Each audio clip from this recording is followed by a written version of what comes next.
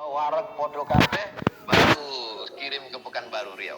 Waduh, ini kayaknya lancar banget bahasa Jawanya nih sekarang nih. Titik-titik iso. Oh iya, bisa. Oke, baik.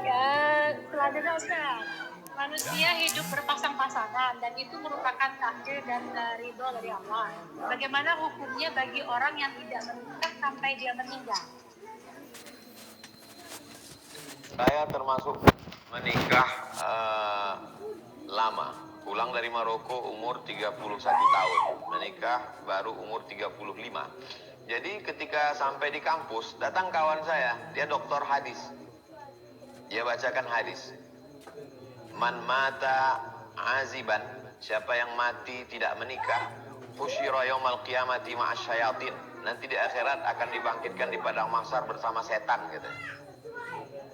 Waktu itu saya menduga dia menyindir saya karena saya belum nikah waktu itu. Siapa yang meninggal tidak nikah nanti di akhirat bangkitnya sama setan. Masa iya Ustaz? Saya tanya. Iya betul, tapi hadisnya hadis palsu katanya. Hadisnya hadis palsu. Jadi kalau ada 30, ada buku ditulis oleh Syekh Abdul Fattah Abu Ghuddah. Di situ judul bukunya Al-Ulama Al-Uzzab Alladzina Asarul Ilma Ala Zawaj. Ulama-ulama yang sampai mati tidak menikah karena lebih memilih ilmu daripada menikah. Di antaranya Ibnu Taimiyah. Ibnu Taimiyah itu sampai meninggal tidak menikah. Imam Nawawi menulis kitab Arba'in Nawawi sampai meninggal tidak menikah. Said Qutb sampai meninggal tidak menikah. Tapi kenapa mereka tidak menikah? Ibnu Taimiyah lebih banyak di penjara daripada di luar penjara. Sehingga kalau dia menikah, perempuan ini akan teraniaya. Maka menikah ini ada kala hukumnya wajib, ada kala hukumnya sunat, tapi bisa juga menikah itu menjadi haram. Kenapa? Karena menimbulkan mudarat bagi dia. Nah, kalau ada perempuan laki-laki yang sudah berusaha membuka dirinya, tidak juga ketemu jodohnya, meninggal dia, maka dia tidak dikenakan hukum apa-apa. Yang dikatakan tidak ikut sunnah Nabi itu adalah dia menjudge, menghukum dirinya, saya tidak mau menikah. Maka itu bukan umat Nabi Muhammad. Kata Nabi SAW, man raghiba an sunnati, siapa yang tidak mau mengikuti sunnahku, maksudnya sunnah menikah ini, falaysa minni, maka dia bukan umat Nabi Muhammad SAW.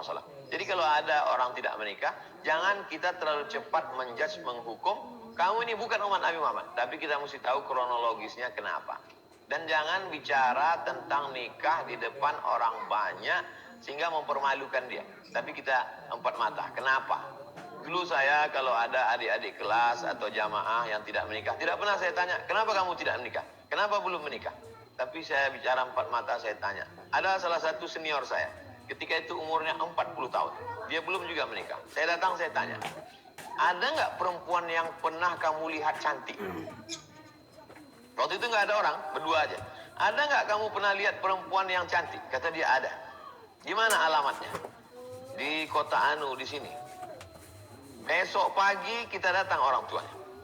Saya datang, saya bawa, saya ketemu dengan ibunya, saya tanya, ibu punya anak gadis, ini orang melihat anak ibu cantik.